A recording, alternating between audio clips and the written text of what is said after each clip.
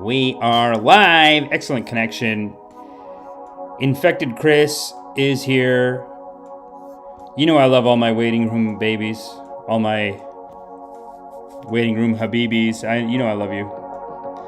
And Infected Chris says slaughter. LOL. Yes, it is a LOL. It's a very silly and sad situation, and we're going to talk about it today. Maybe 2 or 3 powerful sermons to talk about to the community today. I got 2 or 3 powerful sermons to tell the community about today. Thanks for coming, everyone. This is the drip. Sorry, is it the drip? I don't know. We're going through it's an interregnum. It's who will be, what will be, who are we, what are we? I know I'm doing punditry. Alessandro Novielli. Tell me if I'm saying that right. Am I saying that right? Or am I saying that like a bad Italian stereotype? Alessandro Novielli. Thanks for coming. I see those hearts. I do appreciate that. Powerful service today. We're going to talk about Canada. We're not going to talk about Israel-Palestine. Sorry, guys. It's not the only thing. It's not the only thing. There's other things to talk about.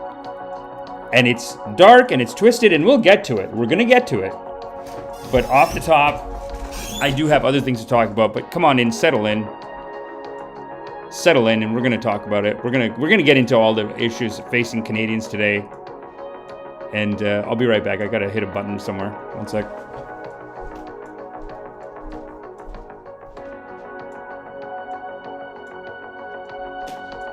Hit a button somewhere. 2 cameras ripping right now, guys. I got 2 cameras ripping. 2 very high-end DSLRs. Beautifully catching this. And beautifully catching this very important service for the community. Alessandro Novielli says, I don't mind the accent. Doesn't bother me. Yeah, man. I mean, you know what? It's like when you make fun of white people and they get upset. You're like, you're not supposed to care. You know? You're white. It's fine. It's fine. See, now that's going to be offensive, though. That's going to be like, hey, no mungie cake? No mungie cake? You think a mungie cake? Come on. That's the offensive thing, isn't it? It's fine. No, Italians are too cool and have had it good. So they're not, like, getting offended like that. Like, excuse me, my culture is under attack. It's just not a under attack culture. But thanks for coming, everybody. Got a very powerful service for the community today. Very powerful sermon. We're going to talk about real estate. I found this Russian mob boss video. It's so good. It's so good, and I don't gain any pleasure in talking about it. You know, I don't want people to think that I'm laughing at, you know, people who are losing their life savings and millions of dollars in real estate. That's not what this is about. That's not what it's about. Listen, you know we're righteous here, okay? You know we're righteous. We're not going to attack the community like that. But if you're in Canada, especially, but really in the Western world, this is a very important sermon that I'm going to be giving you guys today. Very powerful service and very powerful sermon for anyone in the Western world, because the future that's coming for us. Kali Yuga is here, people. Kali Yuga, it's what the Hindus believe in as like the time of great suffering, but it's here and we should know about it. Not to be negative. I'm not trying to be negative, but we do got to figure out. The next generation does have to figure out their housing issues. Where are they going to live? How are they going to pay for it? You know, all that stuff in the West, and it's all under attack from unseen forces that we're going to discuss today on the episode as a community. So thanks for coming, everyone. Beautiful Friday. Got some live shows coming up. Let me just tell you real quick about what's happening. Let me just sage the community, sage it. Sage the awards. Give me more awards. God, give me more awards. Give me money. Give me abundance. And for the whole community. That's it. Get the blessing. I like when they do this. Some people do that. They do it and then they go, at the end they go, they're really trying to get it in there. Get the blessing. Get the blessing. And then some people will actually take this, will do this.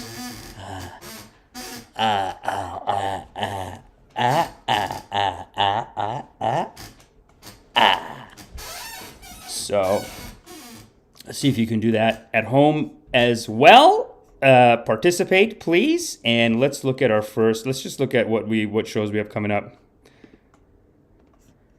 Let's look at what shows we have coming up. Here we go.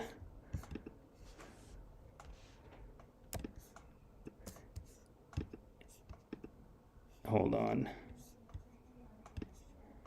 No.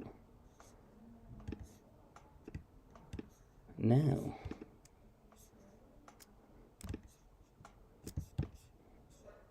My goodness. Oh my goodness. What is going on, people? What happened? Hold on. You know, this is why you got to make sure you hit the like, hit the subscribe. We need people here working on this, people. What happened? Oh, here we go. There we go. Okay, so I'm back to normal, I think. Am I back to normal? Hold on. There we go. There we go. What did I need to show you guys? I need to show you guys this.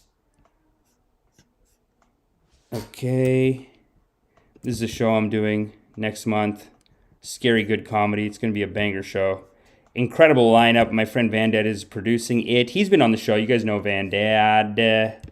He is producing the show. It's a very powerful, really, according to the Sufis, this is the real service. This is the real service, is making your art, making real art. And this is all a bunch of great artists. I think I put the whole thing backwards. I don't know why, but this is Jordan Brown, incredible comic. Sam Burns, so funny. Sandra Battellini, so funny. Jason Wren, great. And then, of course, you have Vandad Kardar, producer of the show, putting these shows together for the community. Saying thank you. Thanks for having us, brother. Thanks for having us. This is 2 more shows. 2 more shows in Kincardine and Bayfield. And this is going to be an incredible lineup too. Stephanie Neal, my good friend, very funny comic. Came up together in the game, you could say. Came up together in the game doing each other's shows. So I'm very happy that she's going to be on the show. I'm going to see her. I'm going to see Jordan. And of course, Vandad. It's like a little road trip. It's a stand-up comedy road trip. We drive up to these small towns in Ontario. You do the show. You kill it. God is great. People love you. It's going to be great. Also, tonight, I'm going to be at Garba. Who's coming to Garba, people? Who's going to Garba? This is the Hindu dance festival. And just got my tickets. My sister's coming. This is a singer that I saw last week, Atul Purohit, from India. Apparently, these guys come from India, and they only do the service in Canada the 2 weeks before the official Garba, like the Hindu, like when you're supposed to start doing Garba, I think, from today. But these big singers, they come a week early. They do it in Canada. They do Australia, UK. They do like a couple of weeks before, and then they go to India. And I was talking to my mom, and I'm like, hey, I'm going to Garba today. She's like, Garba today? It's the wrong day. The elders will be mad. Like my mom's saying, like the elders in our family are going to get mad at me. So these guys, so I don't know. Is it a scam? I'm not saying it's a scam. I'm not saying it, like, it's just like, it's interesting. Because apparently they come do it here. It's Shraddh. Last week was Shraddh. And that's the day of like honoring your dead relatives and not celebrate. You're actually supposed to not celebrate anything. It's supposed to be like a non-celebrate and then go hard on the celebrate. Anyway, whatever. Hey man, every Friday we're celebrating. This is my nephew's wedding, which I emceed, and it was an incredible wedding. Honestly, I got so cynical about Indian weddings and just weddings in general. And I gotta say, man, this guy, my baby boy Mitesh Kumar, I have to call him Kumar now that he's married. He gets the official title. This Mitesh Kumar, he really ignited my love of weddings. This wedding was lit, and then I went to my other niece's wedding, Manali. Her wedding was lit. These weddings, they're so good. So high-end, and you can see all the details of that in my Instagram feed, and just see the incredible life I'm living. It's just it's a beautiful life. There's a term in the East called doing your dharma. And then I throw in videos like this. This is why it's so important to follow my Instagram feed. You should be watching my Instagram, because I know everyone's saying like, oh, it's bad for you, it's whatever. But my Instagram feed, it is laughter, joyfully upliftment laughter, positive laughter, and then I do throw in these little bits here. This is incredible work. Which means acting in harmony with the way of things. Baba Ram Das. In the way of the deepest truth of your being universe around you and feeling your way. I got 9.9 out of 10 after 327 women rated me. Let's see your talent. Let's see And then I got stuff like this. your talent, you ugly piece of. Okay, stop. Hey. So, you get everything here. This is Kali Yuga, and we don't shy away from anything. We don't shy away from any of it. Look at me. Let's Look see at your me. talent. No, hey. No, you. I love this. I say them jiggles make you. Ooh, look. I say them jiggles make you. Look. I say them jiggles make Happy Friday, everybody. Make sure you go dancing. I say them jiggles make you. So good. It's so good. Scary Good Comedy. This is Sunday, October 22nd. Get your tickets. Again, if you go to my Instagram, you can see this is the lineup. We already talked about it, but it's going to be a great lineup. Scary Good Comedy, October 22nd, right here in Toronto. And then I think we're going to have Paul Thompson on the show soon, too. He is, look at his, the fact that he named his stand-up comedy special Horny, it just shows you how real he is and how honest he is. This is so enlightening for me to see someone call their comedy special Horny. Here I am thinking, I got to talk about politics, I got to have the meaning of life, I got to talk about some spiritual thing. Horny. That's it. And I promise you it's going to be a banger. So if you go to my YouTube channel, on my Instagram page, it'll have a link to his special over there.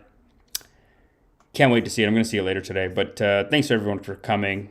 That's our due diligence for the day. That's our due diligence. And listen, guys, we got to raise the vibration. Let's review this. Actually, I was talking to someone about this, and they were saying just this scale, just seeing it, it gives them a boost of energy.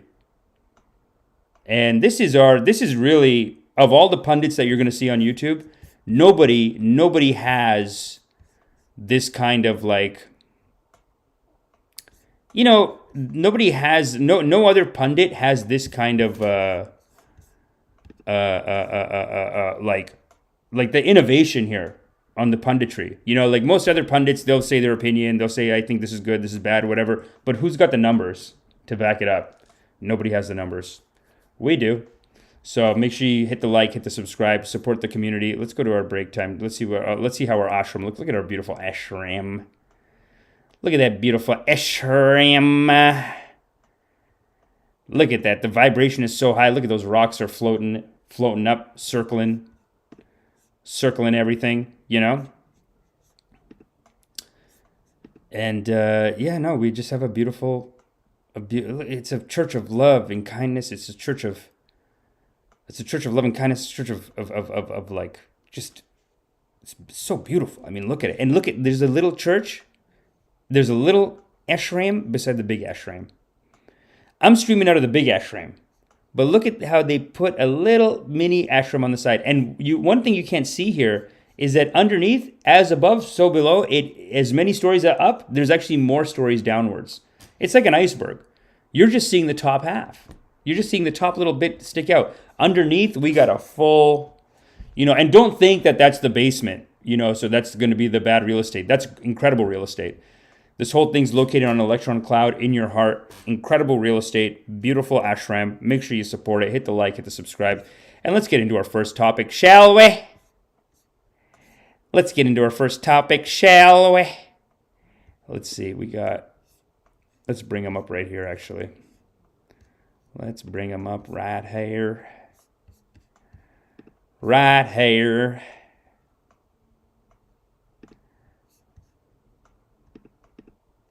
How come it's not? Okay.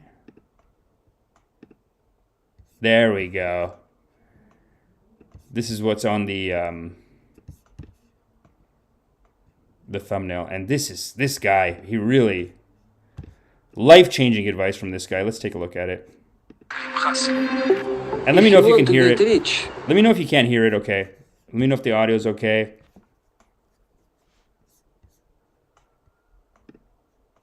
Do exactly the opposite of what the masses do. The masses are sheep. When everybody buys, they buy. When everybody panics, they panic.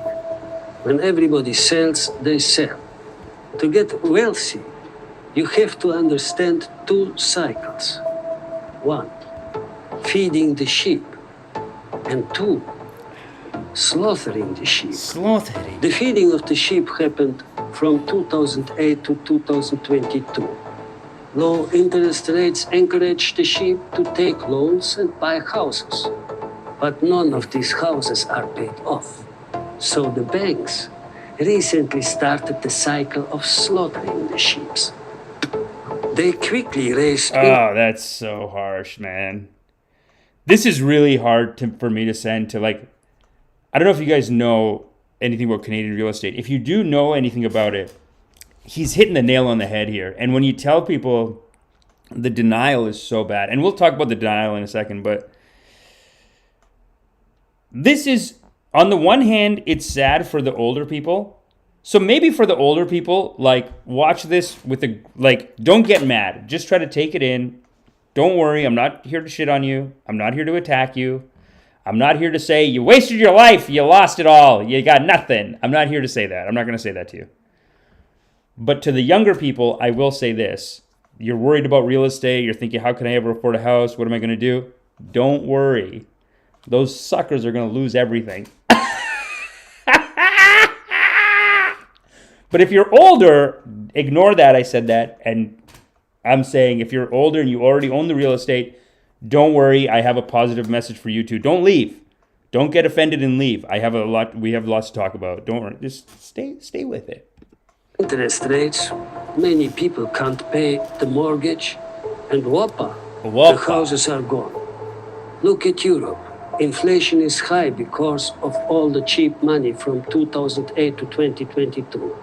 And interest rates also high. But wage... Canada, I think it started in 95 or something. We didn't hit that crash in 2008 the way everyone else did, so we think we're actually more cocky. A little bit like how Israel was, where they said, this is animal, they never take us, and look at them. Right? It's not good. It's not good to do that. You got to live in reality, and we're going to talk about it more in a second, but let's continue. Wages are still low, Suki. The recession is made to slaughter the sheep, take their wool, take their houses, Oh my God. take their lives. I know this is really sad if you already own real estate, but if you don't own real estate, let me tell you something. This is a motivational speech for you. You will be prosperous, brother. Once these guys get crashed out, you're going to be, the pieces are going to be there for you to pick up in the housing market. Through easing and contracting the flow of money, the Federal Reserve banks go from feeding to slaughtering. And as long as the sheep follow, they are doomed. Do not be a sheep. Never think, act, or invest like the masses. Do the opposite, and you will be rich. Buy when the masses are selling. Sell when the masses are buying. The masses are weak, lazy, and worst of all, they trust their authorities, their governments, and their banks. Do not trust the authorities. I love this. This is wisdom the West needs, man. We are too just complacent. The government tells us something, we go along with it. This feels, as a Canadian, this feels like a direct attack on me. I don't know how you guys feel about that, if you're feeling that. But as a Canadian, this feels like a direct attack. American, I'd say Canadian in Europe, yeah. It's sheepy countries, you know, because it's not like, at least America has this feeling of like we run the world. So they can't be total 100% sheep. But Canada, it's a little sheepy here. It's a little sheepy. Honor will come. Okay. You know, I was actually showing my buddy this video. This is a great comic, Sahib Singh. His channel's called Sahib Can't Sing. Great channel. And I remember I was showing my buddy a video. Well, actually, he first sent me this video, which was hilarious. And it's, let's see, this one. Double kick. Let me see if you guys can see this okay.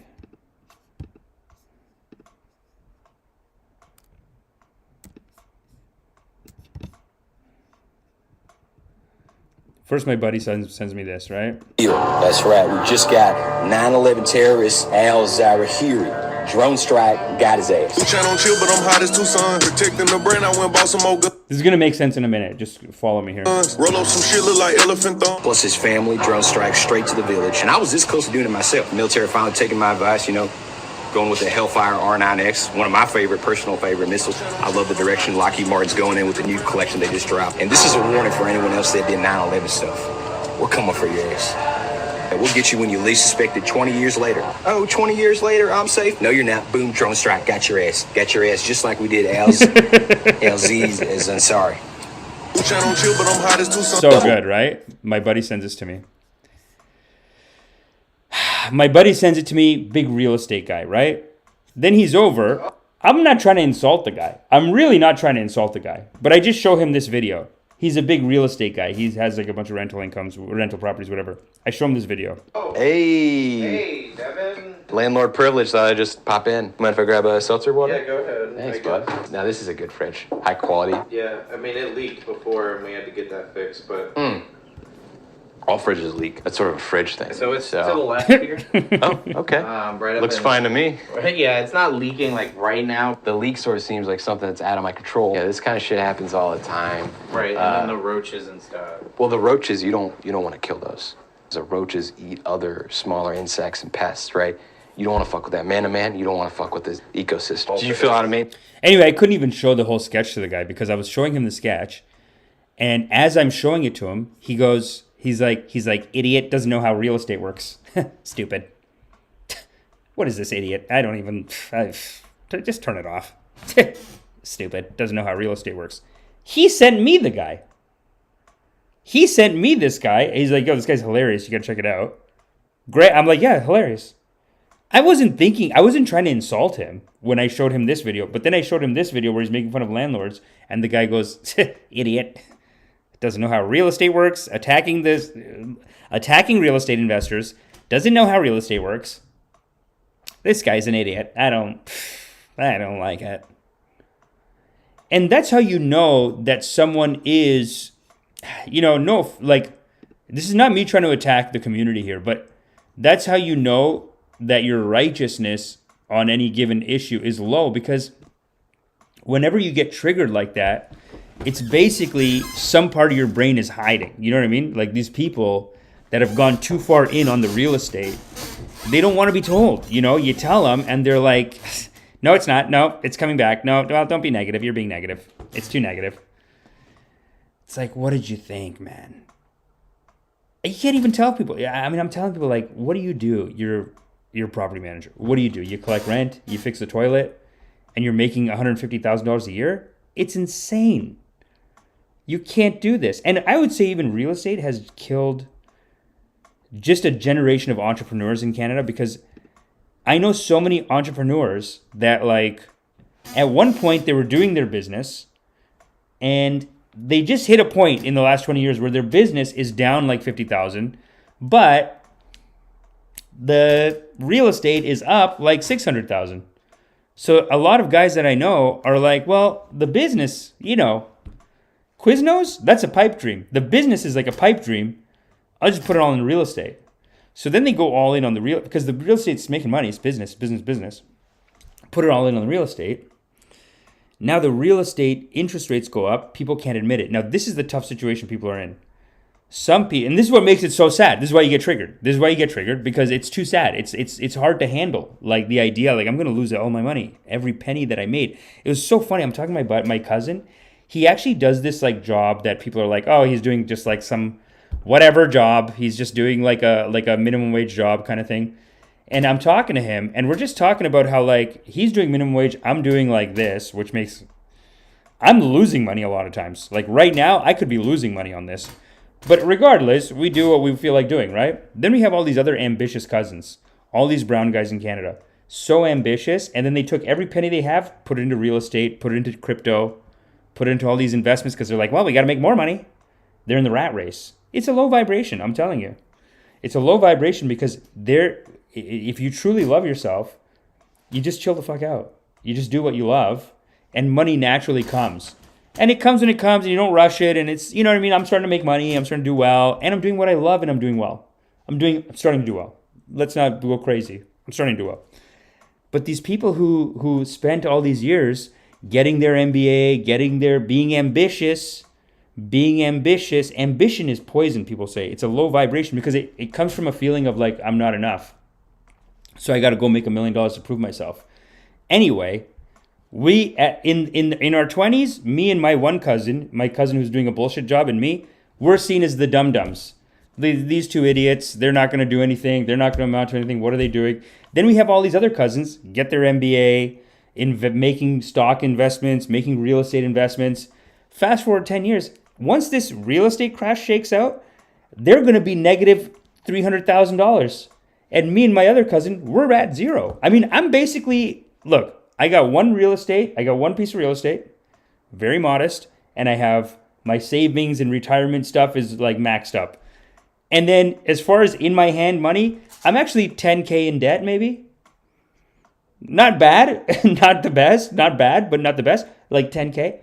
These guys are all going to be $300,000, $400,000 in debt. And just think about what they've spent their last 20 years doing. 20 years, they're working their asses off, trying to do these real estate investments, fixing some guy's toilet. Some guy's calling them at 2 a.m, saying, my toilet's not working. My daughter needs to go to school. You don't do anything. And this is what they did. This is it now. But that's where you see the triggering. When if someone gets triggered, that's how you know they're living in a fantasy world a little bit. So I try to tell them, I mean, I don't know. We'll see. I hope it doesn't. But then at the same time, here's the thing. Now they're in a catch-22. There's a couple of things happening. One is a lot of these guys, they have, let's just say they bought like 4 or 5 pieces of real estate. So they buy one piece of real estate, right? It's up like $400,000. Did they take the cash out? No. They go to the bank. They're like, okay, I want to buy another one. So they don't even touch the cash even. They don't even get to enjoy, they didn't even enjoy the cash. They just had this idea that like, I'm up 300,000. Look how smart I am. And this is what I mean when I say it's like all ignorance, darkness, because all of their success was like fake. It was just made up because they buy one house, 2 years later, it's up 300,000. Did they take the money out? Of course not. They buy the next house. That goes up. Now both of them go up 300,000. Did they take the money out? No, haven't touched a penny of it. Now they take all that money, fake their mortgage documents, buy a third rental property. So now they're at like, we know my cousin's neighbor, he did this, and he got mad at me too. Actually, I'm offending a lot of these real estate people right now, but he did this too. Actually, he has 4 rental properties.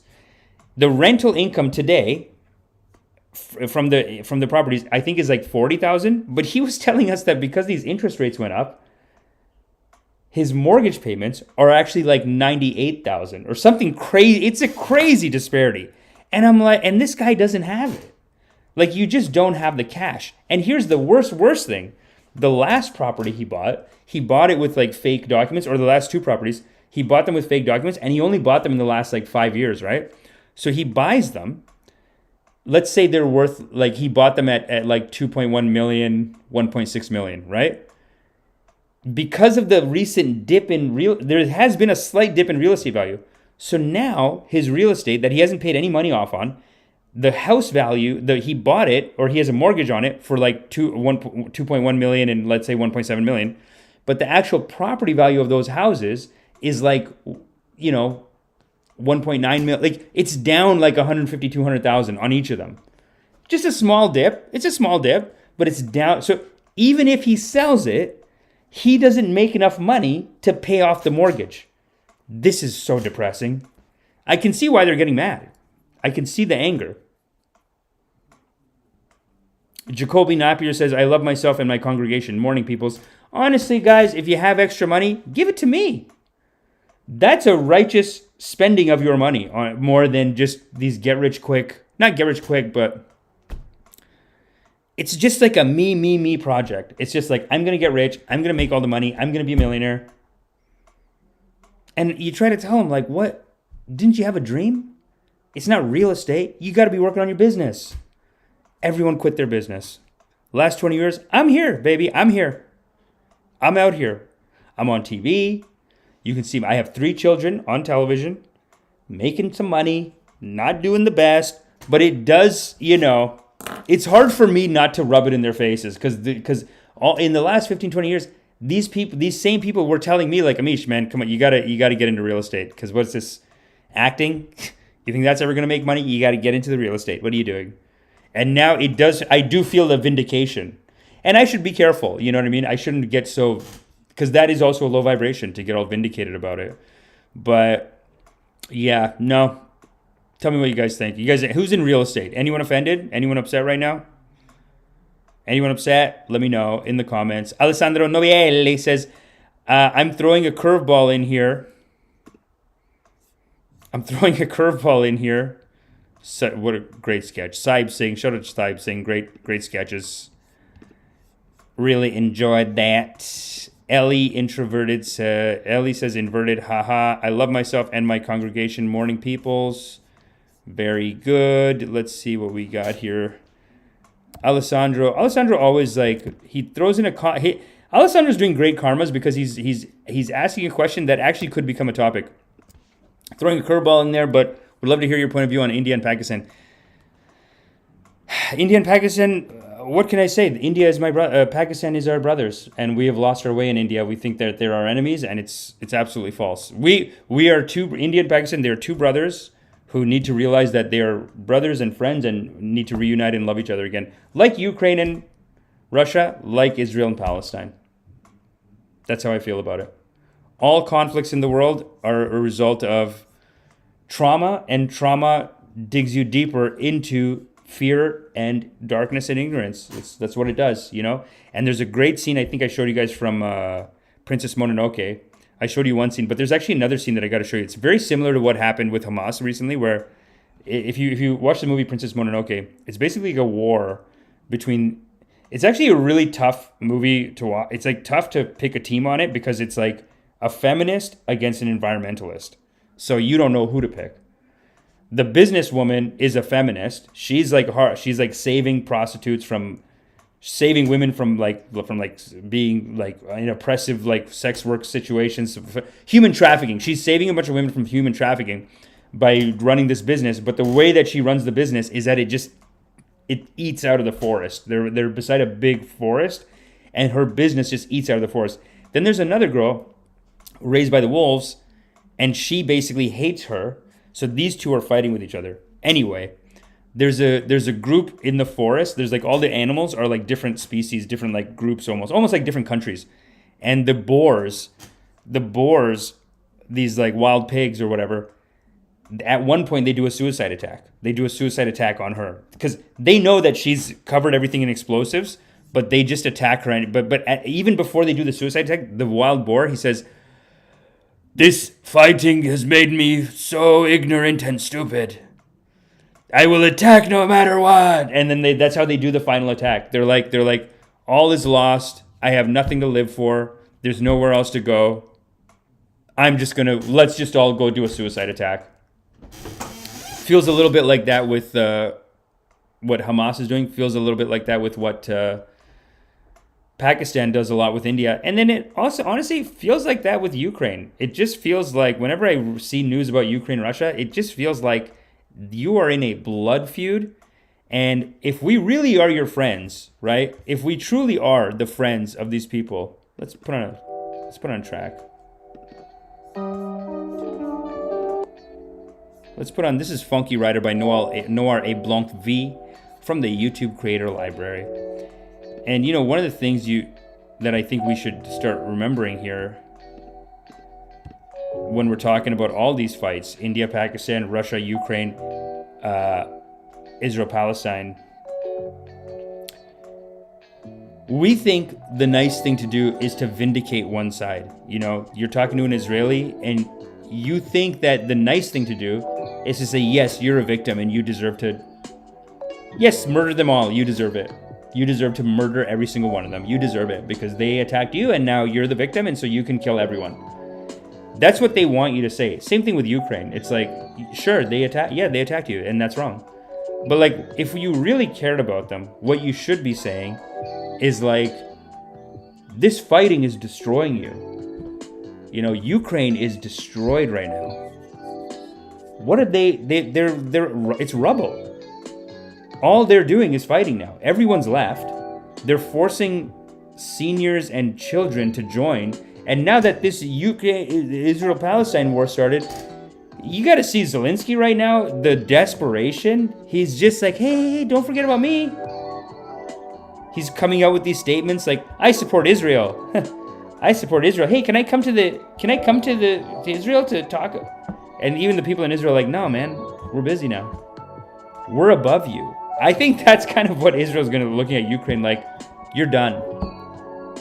You're done. I know we backed you for a little bit, and we backed you enough to really piss off the Russians and to really make the situation 10 times worse and put you in a worse situation. But now that this thing happened in Israel, sorry guys, bye. That's what's going to happen to Ukraine. And the whole time we thought we were being nice to them. We're not being nice to them. When someone's traumatized, they want you to hear, they want you to say the thing that they want you to say. They want you to reaffirm their trauma. They want you to say, yeah, you're a victim and you deserve this and you deserve that. But if you really cared about them, if you really loved them, what you would say is, hey man, you're going to get your ass beat and you're getting your ass kicked and it's terrible what they did to you, but you got to negotiate. You got to figure something out.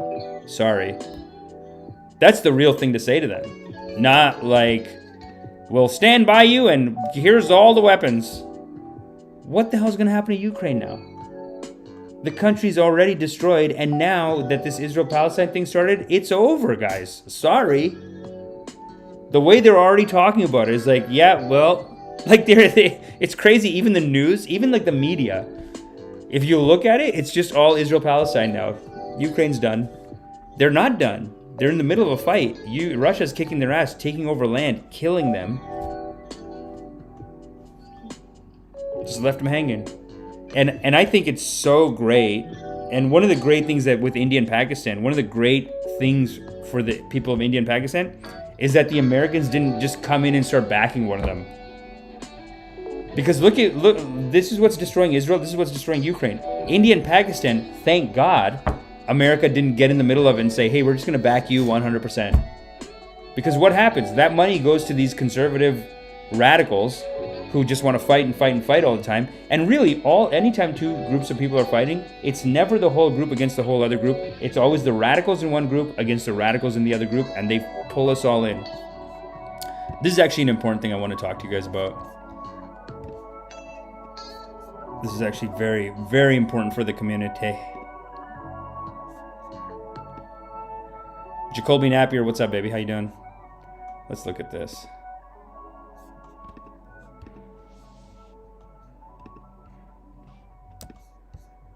Let's take a look at this. This is, I think, very important for everyone to know. The Palestinian militant group Hamas has carried out brutal acts of terror against Israeli civilians, and Israeli and American leaders are always keen to tell us how dangerous and evil Hamas is. The inhumanity of Hamas. I have no sympathy for Hamas. That keep shelling Israel with thousands of rockets and mortar shells. But what if I told you that Israel helped create Hamas? Create, and they still fund it. Why? Because the conservatives, the radicals in Israel, they want to fight. That's what no one's going to tell you. How Israel helped create Hamas. Of course they created it. Officially, Hamas, which is the acronym for an Arabic... I was like thinking it. I swear to God, when everyone's talking about Hamas this, Hamas that, I was like, guaranteed they're funded by the Americans. I guaranteed America and Israel are funneling money to them through something, through some other, like, they probably backed them in some other fight, and now they have all the weapons, and now they're fighting them. I knew it, and then I didn't look into it right away because I was like, there's just so much to cover. And then this video came up on my YouTube. Phrase meaning Islamic resistance movement was founded in 1987. 5 years ago. At the start of the first Palestinian Intifada, or uprising against the Israeli occupation. But its roots were planted much earlier. The Hamas founder, Sheikh Ahmed Yassin, was a half-blind, disabled Palestinian cleric and member of the Muslim Brotherhood. Wow, so powerful, dude. To be half-blind and disabled, and to be the leader, that's insane, man. The Brotherhood had been repressed by the Egyptians in Gaza prior to 1967. But once the Israelis invaded and occupied the Strip, they didn't just turn a blind eye to these Islamists. They encouraged them. See, the Israelis, especially right-wing Israelis, wanted to undermine the power of the dominant Palestinian political force at that time, the nationalist PLO, at the heart of which was the secular Fatah party of Yasser Arafat, their bête noire. بغصن الزيتون في يدي وببندقية الثائر في يدي.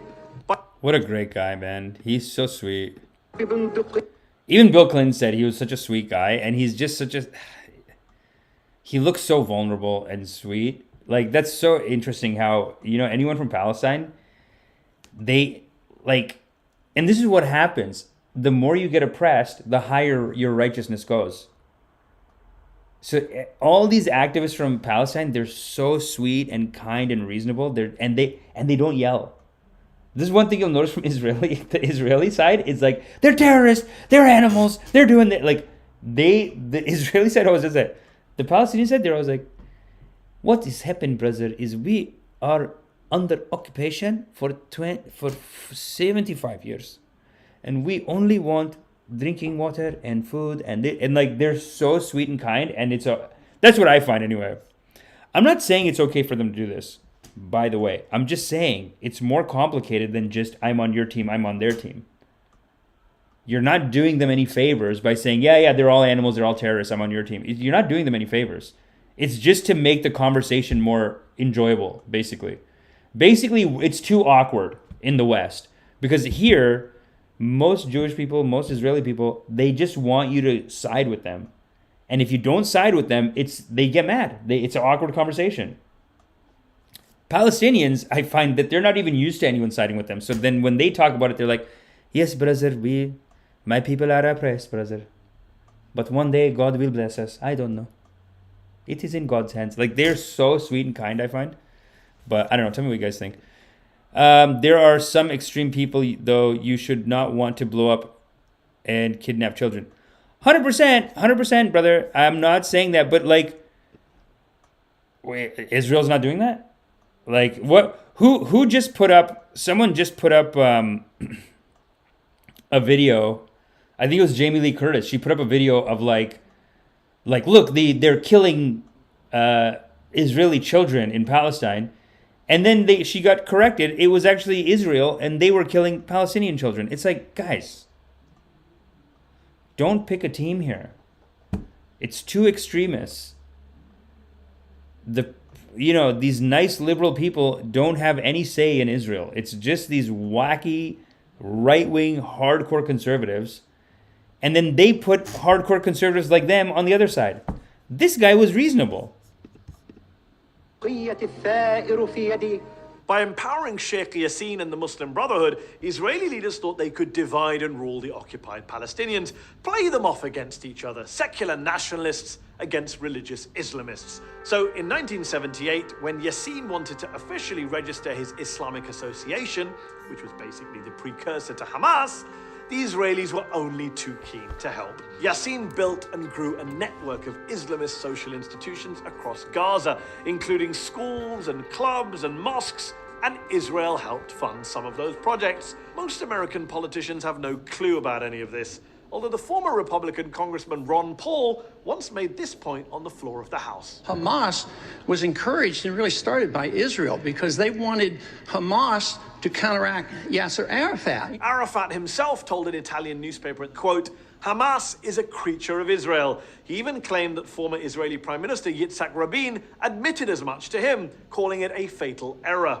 Now, you might be wondering, why should I believe mad Ron Paul or the famously shady Yasser Arafat? That's very funny, dude. Brandon says, Raytheon, hey, buy my missiles to shoot down my missiles. It's so true, man. Their anti-missile systems, it's like, that's insane, man. Trump, Brandon says, Trump, I just want people to stop dying. People are dying. I want them to stop dying. I can't believe that became a controversial take. How ridiculous are people? That's good. I just want people to stop dying. Well, you don't have to. You can believe top Israeli and US officials who've basically owned up to all this. Brigadier Yitzhak Segev, for example, who was the Israeli military governor in Gaza, and later told a New York Times reporter that he helped finance the Islamic movement. The Israeli government gave me a budget, he said, and the military government gives to the mosques. Colonel David Hakam, who worked in Gaza in the late 1980s as an Arab affairs expert in the Israeli military, has admitted that the original sin was Israeli support for Yassin in the late 70s. But at the time, he has argued, nobody thought about the possible results. Well, Avner Cohen did. Cohen was the Israeli official who was responsible for religious affairs in Gaza for more than 2 decades, and who now says, quote, Hamas, to my great regret, is Israel's creation. Yeah, Cohen's words. He actually wrote an official report to his superiors in the mid-1980s, warning them not to play divide and rule in the occupied territories and calling on Israel to, quote, break up this monster before this reality jumps in our face. But no one else on the Israeli side really took the possibility of blowback seriously at that time. They never do they? Hamas has since killed far more Israeli civilians than any secular Palestinian militant group, and its leaders have been pretty viciously anti-Israeli and even anti-Semitic in their rhetoric. لن نعترف بإسرائيل.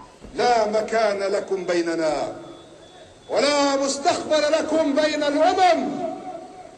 إنكم إلى زوال. Sheikh Yassin would eventually be assassinated by an Israeli airstrike in Gaza. Sheikh Yassin and its organization, the Hamas, are responsible to the killings of more than 400 Israelis. So the question shouldn't be why now. I think it should be why not before. Why not before? Well, because before, Israel was actually nudging and winking at Yassin and co., building them up as a rival to Arafat's Fatah. The die was cast for blowback. Blowback, incidentally, that they decided to double down on when they assassinated Yassin. You can hear the crowds chanting for Hamas, and any idea that this operation would actually suppress or diminish that organization seems to be ill-judged. The inconvenient truth is that Hamas is in part a creature of Israel's own making, an enemy that Israel spent more than 20 years helping to build up, and then spent the next 20 years... 25 years. This is 5 years ago. It's insane, man. 5 years ago. So they haven't stopped. Bibi has been Netanyahu. I think Netanyahu is, they gotta fire his ass. There's even word now that like the Egyptians told them like 5 days before like this attack is coming, and they just didn't do anything about it. The past 20 years, that is, trying to bomb, besiege, and blockade out of existence. The 3 Gaza wars fought by Israel against Hamas since 2008 killed around 2,000 Palestinian civilians and a dozen Israeli civilians. That's wild because 2,000 is just the number of people that died, I think, in the first day or two. I think in the first day or two, 1,000 people died on the Israeli side, which is huge numbers. And then I think 800 died on the Palestinian side. But now, I don't understand how thousands and thousands of Palestinians aren't dead right now. I mean, as Alessandro said, Gaza Strip is a crater right now. That's the real human cost of blowback. David Long, a former Middle East expert at the US State Department under Ronald Reagan, told journalist Robert Dreyfus, I thought the Israelis were playing with fire. I didn't realize they'd end up creating a monster. But I don't think you ought to mess around with potential fanatics. It's a lesson both the Israelis and the Americans never seem to learn, though. And as usual, innocent people, in this case Palestinians and Israelis, continue to lose their lives as a result. Crazy. 5 years ago, this all absolutely applies today. It's like someone said, hey, fill me in on what's happening. It's like, do we even need to fill you in on anything? It's exactly the same shit. Chipko says, much love, buttercups. Well, guess what, pal? Well, we're just a little buttercup, aren't we? We're just a little buttercup. The Far North Boys. Yo, what's Far North Boys? You guys have your own channel or something? What are you guys doing Far North? You guys are Far North, bro? And you know Chipko? Chipko's in here with that ranch. Thanks for coming in, baby. Jacoby Napier also in here with that ranch. Thanks for coming, y'all. I appreciate you. Guess what? Well, we're just a little buttercup, aren't we? Coming in here to figure things out. But let me tell you something. The radicals, it's a low vibration. Funding terrorists, low vibration. Obvious. I shouldn't even have to say it. It's just so obvious. There is a Toronto tax scam that I want to tell you guys about that I almost got scammed by the way. almost got scammed by this Toronto tax scam, and I want to tell you guys about it. Canadian real estate, right? We're back on Canadian real estate. Let me show you something. This is the biggest scam, okay? I almost lost $2,600 on this, by the way. I almost lost $2,600. I get, apparently at my condo, because I own a condo downtown. At the condo, my tenant, I never check my mail. Now I got my mail getting sent over here to my mom's house. By the way, live in your mom's house. It's so good in here. It's crazy. Now we have other people moving in. It's like, this is how you're supposed to live, people. Joint family system. I was doing a comedy show with this other Toronto comic, Jesse Singh. He's telling me, great guy, what a sweet, sweet guy, great guy, hilarious. He's telling me, I'm like, so you and your mom live in Woodbridge, right? And I'm like, yeah, so you live in your mom's house? And he goes, well, no, me and my mom live in my uncle's house. He basically said, like, when his dad left his mom, him and his mom moved in with his uncle. Joint family system, all in one house. You know, this is a big problem with Canadian real estate and the issues that are coming. And even I'm part of the problem because I own this real estate in Toronto. I don't check my mail regularly, the real estate mail that comes to that. And it's been like, I've owned it for like 15 years. This has never happened before. But recently what the government did in Toronto was they instituted this vacant home tax. And so the way the vacant home tax works, and my condo is barely worth anything. It's worth like $800,000 maybe. And I only have like $200,000 left on the mortgage, but the property value is, I think, considered $800,000 or something like that. So $800,000 property value, and which is nothing. And they sent me a $2,600, like they sent me a thing saying, tell us if you're vacant. Like you have to, they automatically assume that every condo in Toronto is vacant unless you send this form back saying, no, we are not vacant. I have a tenant here. So this is the vacant home tax. Let me just show you. And they're calling it a windfall on this stupid, so dumb. Why is it coming in backwards on this? Hold on. Look at this. Toronto vacant home tax is a windfall, it says.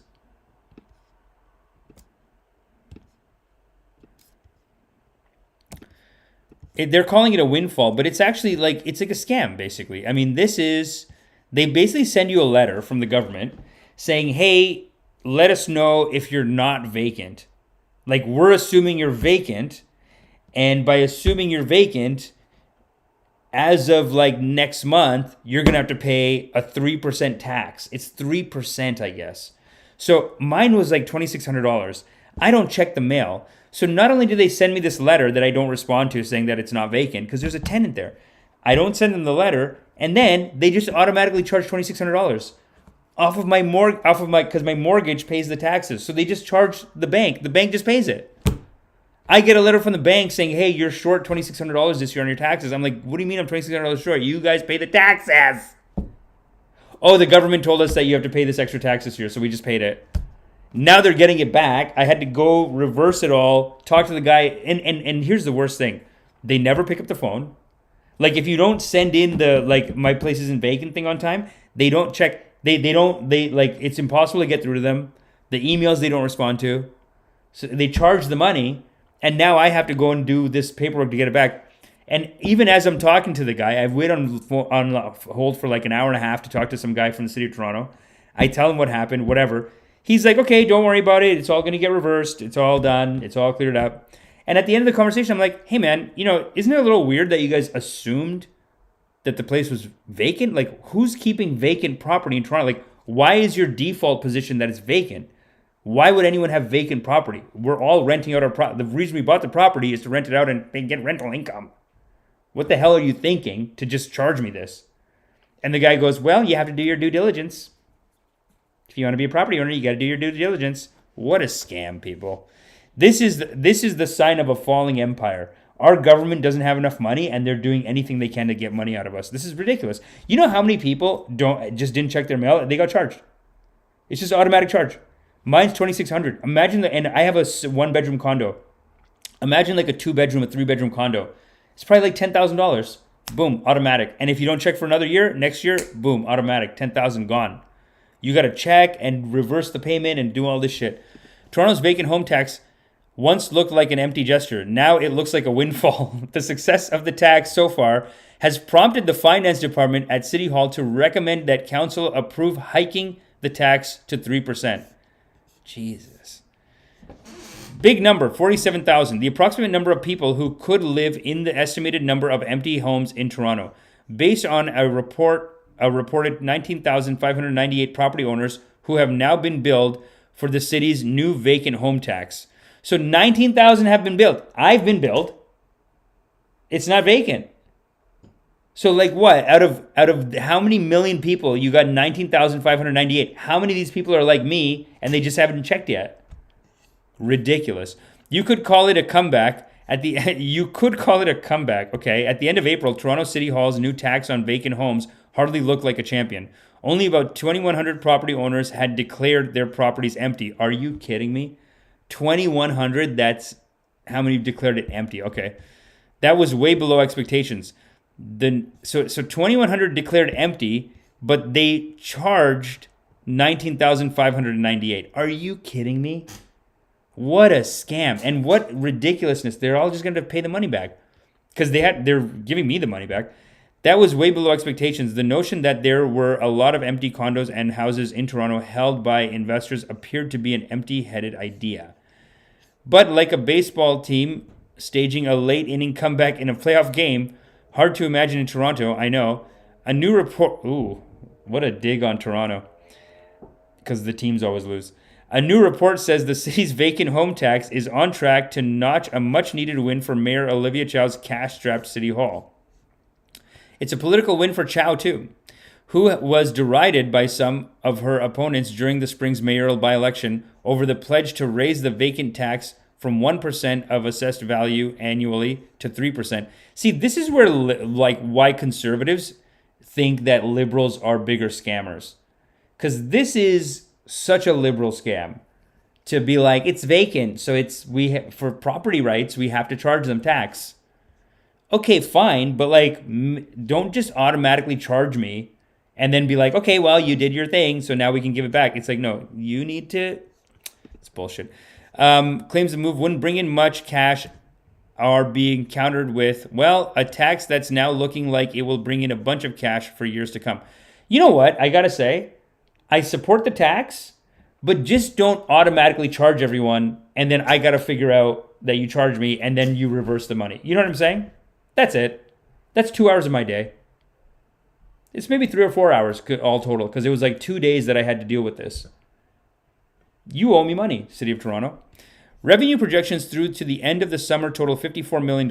That puts City Hall on track to meet or slightly exceed its budgeted revenue for the year of $55 million. The success so far has prompted the finance department at City Hall to formally recommend that Chow and council approve hiking tax to 3%. They'll vote on the new tax measure at a meeting that kicks off Wednesday.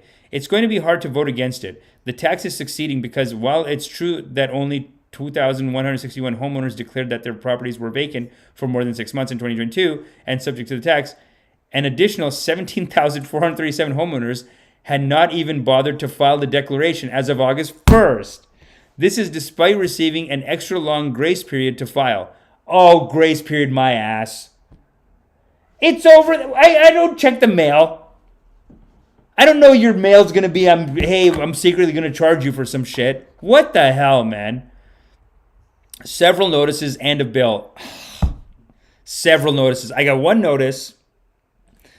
There was a full-on ad campaign, too, featuring notices on bus stops, TTC vehicles, radio, television, social media, and more. It was hard to miss. Okay, well, some of us aren't in the city. Okay? Don't turn this around on me now that I'm irresponsible and I didn't do the right thing. I'm doing my due diligence. It should be illegal for you to just assume that my property's empty and then just charge the tax. That is illegal. Don't turn it around on me and say you send notices and put up ads. The city does expect that some of these non-filers will still avoid paying the charge. The city has exemptions for things like the recent death of the homeowner, an owner who is hospitalized, or a property under major renovation. But at this point, it seems safe to say that many of these non-filer homes are very likely to be vacant and will need to pay. Combine the, no, they're not vacant. Why is anyone vacant? Why would you assume that? Combine those properties declared. Okay, let's go to the last paragraph. Maybe that sounds bitter. It should. Okay, maybe we got to do 2. I do have a quibble. While I'm glad to see City Hall is considering a new fee charge to those who can't even bother to file a declaration form, the proposed penalty of just $21.24 a year is both awkward. Can we just round it to the nearest dollar? And ridiculously low. Now that the tax is established, I'd be fine with charging a non-filing fee of at least 10 times as much, with refunds available for people who make honest mistakes. Use the extra revenue from the fee to plant some trees or build some playgrounds for people who actually live here. I get it. So this is an attack on landlords. You're attacking the landlords is what you're doing.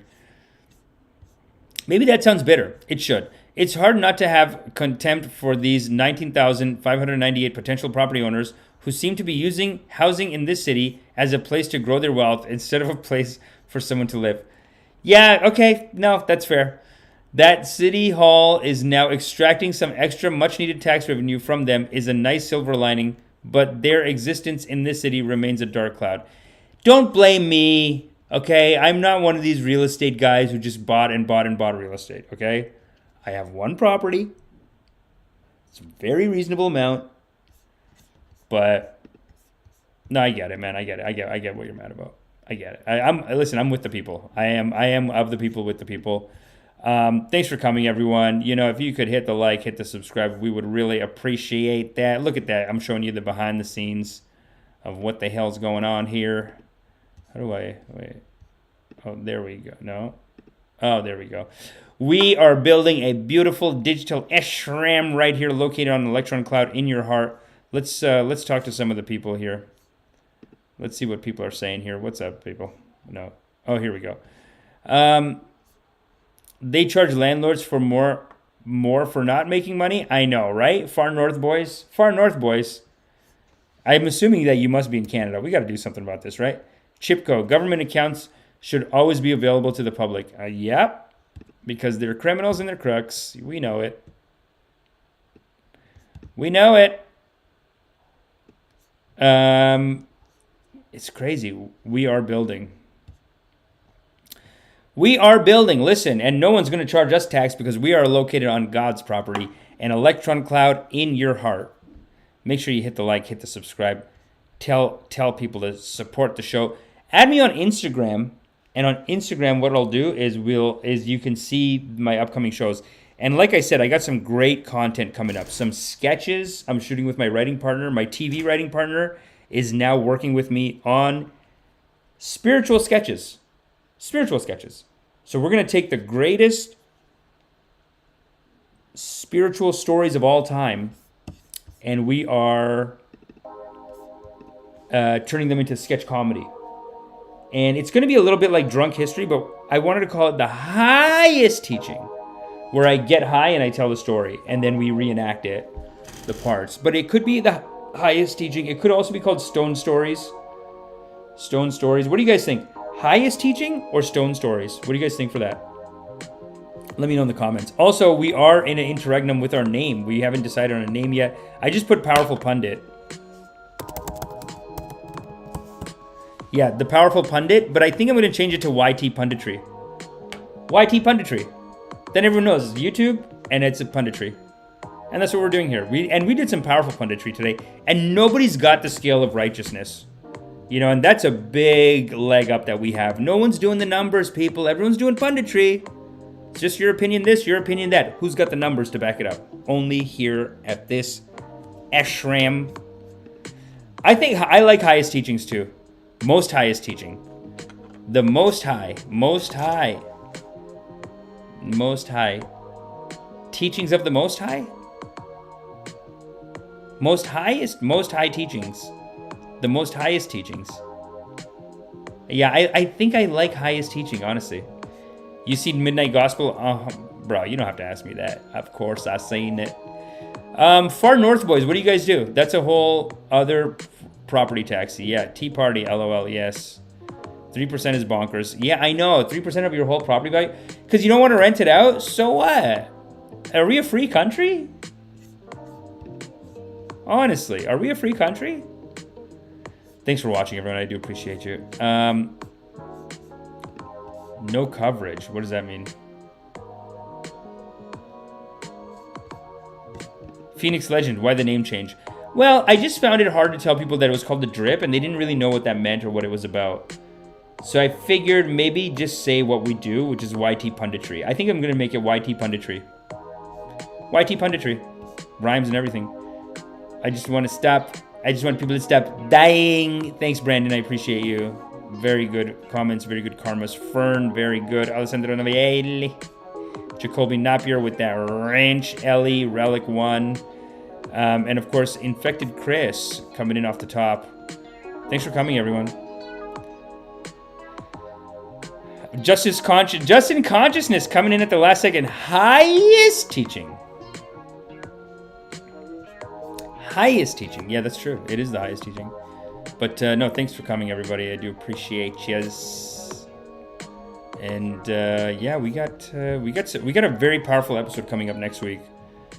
I'll post some clips to entice you to come back for that. But look out on the channel. Hit the like, hit the subscribe, like I said, and you will be notified of when new episodes are coming out. And make sure you have a good high vibrational weekend. You know what I'm saying? Go dancing, go partying. I'm going to a religious event tonight. It's a religious dance event, but anyone's welcome. If you're on my Instagram and you want to come, holler at your boy. Holla at your boy. Let me know if you want to come to that, because you can come. All are welcome, and it's going to be a great time. So, yeah, thanks for coming, everyone. You are loved.